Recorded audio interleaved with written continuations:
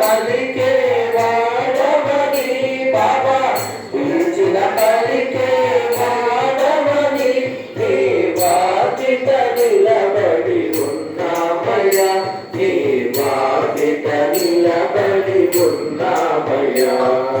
చోరిట గులాబీ పూలతో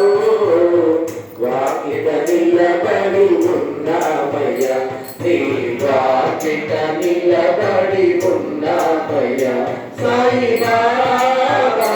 నీ వాకిట నిలబడి ఉన్నామయ్యా కాలు మీద కాలు వేసి కర్మలను